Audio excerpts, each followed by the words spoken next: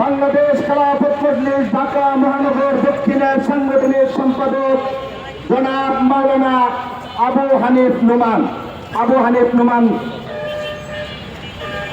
বাংলাদেশ খেলাফত মজলিস ঢাকা মহানগর কর্তৃক আয়োজিত গণভোটের রায় পূর্ণ অঙ্গ কার্যকরের দাবিতে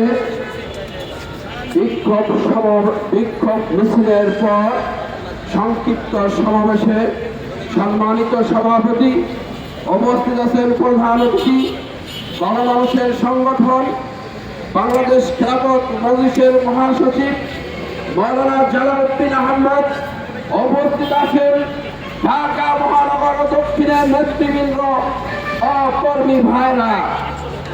বাংলাদেশ খেলাফত মজলিস দেশ, জাতি এবং ইসলামের স্বার্থে যে কোনো চ্যালেঞ্জে তারা অগ্রগামী ভূমিকা পালন করে আসছে।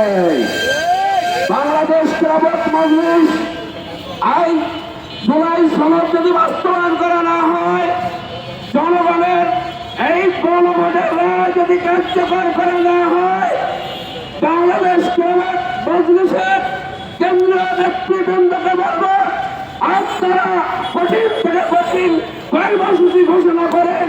সেই কর্মসূচি বাস্তবায়ন করার জন্য ঢাকা মহানগরের দায়িত্বশীলরা, কর্মী ভাইরা তাদের মুখে শেষ রক্ত দিয়ে মোকাবেলা করে যাবে এবং বাস্তবায়ন করেই যাবে ইনশাআল্লাহ। সংগ্রামী সাথী ও বন্ধুগণ, এ পর্যায়ে সংক্ষিপ্ত বক্তব্য রাখবেন বাংলাদেশ খেলাফত ছাত্র মজলিসের কেন্দ্রীয় সংগ্রামী সভাপতি জনাব আব্দুল আজিজ। আসসালামু আলাইকুম ওয়া রাহমাতুল্লাহি ওয়া বারাকাতুহু।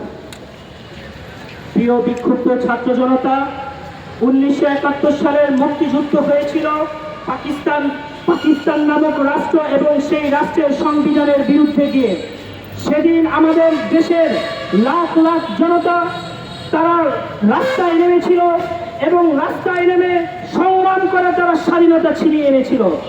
যদি আল্লাহ না করুন, যদি 1971 সালে আমরা যদি স্বাধীনতা লাভ না করতাম, তাহলে আজকে বিএনপির রাষ্ট্রপতি শহীদ জিয়াউর রহমান তিনি সহ মুক্তিযোদ্ধারা আজকে ফাঁসির কাষ্ঠে পর্যন্ত ঝুলতে হতো।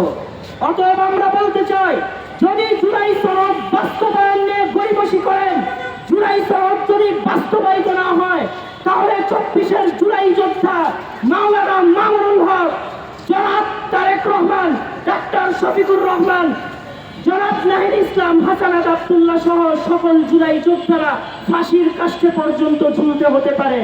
অতএব অনতিবিলম্বে আর কোনো গড়িমসি না করে জুলাই সনদ বাস্তবায়ন করেন। সকলের প্রতি উদাত্ত আহ্বান জানাচ্ছি।